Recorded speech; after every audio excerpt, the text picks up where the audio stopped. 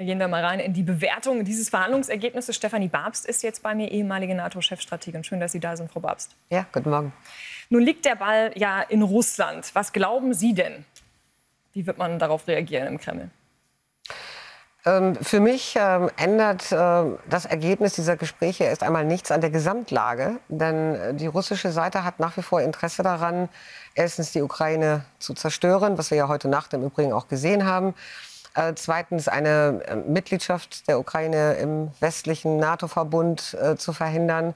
Und all das sind Maximalforderungen, die die russische Seite weiter erheben wird. Also ich rechne nicht damit, dass wir jetzt ein Ja von der russischen Seite hören werden, sondern ich glaube eher daran, dass das Pokern ein Stück weit weiterlaufen wird. Wenn wir in diesem Bild bleiben mit dem Pokern, aber wird dann nicht auch letztendlich der Druck auf Russland jetzt massiv erhöht? Ich meine, auch die Amerikaner drohen ja jetzt noch mit massiven Sanktionen.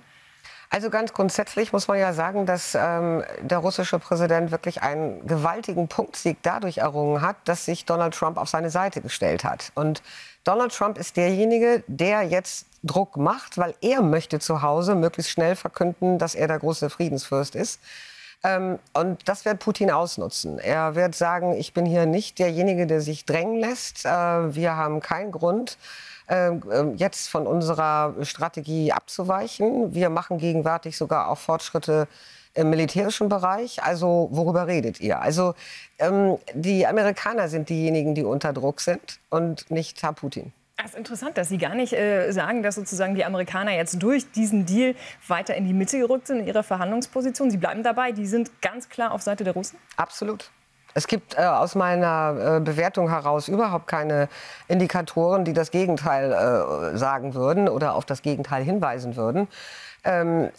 Die Aussagen, die wir in den letzten 4 Wochen von der US-Administration gehört haben und die ganz konkreten Taten, also die Handlungen, beispielsweise das Aussetzen von Cyberoperationen gegen Russland, die Aussage von Trump, also Zelensky möge möglichst zurücktreten, all das bleibt ja nach wie vor im Raum. Es gibt nach wie vor keine Sicherheitsgarantien für die Ukraine. Es gibt nach wie vor keine Zusage der Amerikaner, die Europäer an einen Tisch mitzubringen und an den Verhandlungen zu beteiligen. Es gibt keine Zusage der Amerikaner, das, was den Ukrainern so wichtig ist, beispielsweise auch humanitäre Fragen wie Gefangenenaustausch und die Rückkehr der deportierten Kinder aus den besetzten Gebieten in irgendeiner Weise zum Thema zu machen. Das ist alles unverändert.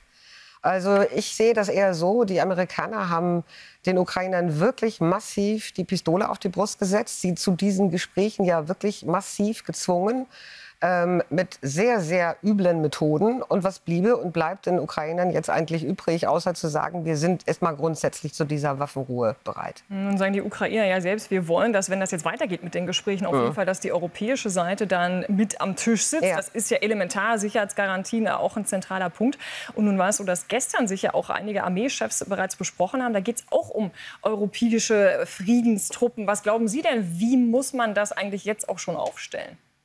Also es geht nicht um europäische Friedenstruppen. Ich finde diesen Begriff sehr problematisch, denn das, was in Großbritannien und Frankreich und mit anderen Verbündeten besprochen wird, wäre eine Abschreckungstruppe, die man in der Ukraine nach einem Friedensschluss stationiert, nicht unmittelbar an der Grenze, sondern die Russland abschrecken soll. Das nennt man eine Tripwire oder eine Deterrence Force, also eine Abschreckungstruppe mit allen Komponenten, die dazu gehören, die dann letztendlich bereit sein soll, auch notfalls auf eine russische Aggression zu antworten. Also darüber wird geredet und das lehnt die russische Seite ja komplett ab. Über eine Überwachung eines Friedens oder eines Waffenstillstandes gibt es nur Fragezeichen. Wer soll das mandatieren? Soll das von der UNO mandatiert werden? Gibt es irgendwelche Vorschläge von russischer, amerikanischer Seite dazu? Nein, es gibt überhaupt nichts. Und der Deal, den Herr Trump mit Herrn Putin machen würde, besteht eigentlich nur darin, die Ukraine wirklich zu schwächen und zu teilen. Und deswegen bleibe ich bei meiner Haltung. Ich kann den Optimismus jetzt nicht unbedingt teilen, der hier verbreitet wird. Ja, Sie sind da sehr kritisch gegenüber der amerikanischen Position, Frau Babst. Wie sollen wir uns denn verhalten, auch innerhalb der NATO? Was machen wir mit dieser USA unter Donald Trump? Das ist eine sehr viel grundsätzlichere Frage, aber natürlich ist sie auch an die Ukraine geknüpft. Ich bin der Meinung, dass die USA wirklich ganz grundlegende Prinzipien des NATO-Grundlagenvertrages, also des Washingtoner Vertrages, des strategischen Konzeptes, vieler gemeinsamer Positionen, die die NATO in den letzten 12, 14 Jahren entwickelt hat, nachhaltig verletzen.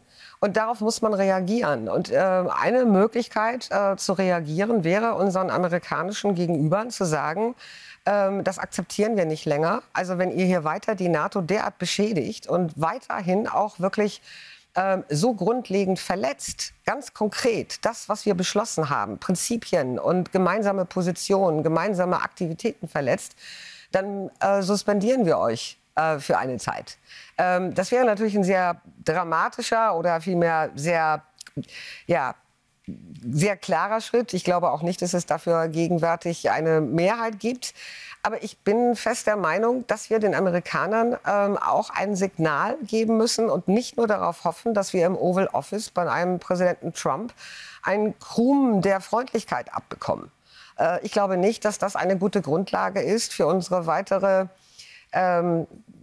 Verteidigungsfähigkeit und wie wir uns hier in Europa sicherheitspolitisch organisieren. Massiver Schritt. Und ich meine, Suspendierung, das ist ja quasi die Vorstufe von einem Rausschmiss auch. Ja, also wie man das dann am Ende formulierte, müssten natürlich die Europäer und die Kanadier im Bündnis entscheiden. Aber mein Punkt ist, es müsste ein Signal geben. Ein Signal zu sagen, halt, stopp, wir sind hier nicht länger bereit, eure Politik hier einfach nur zu tolerieren. Wir wollen uns aus unserer reaktiven Ecke auch ein Stück weit herausbewegen und nicht nur darauf warten, welchen nächsten Tweet wir am Morgen lesen.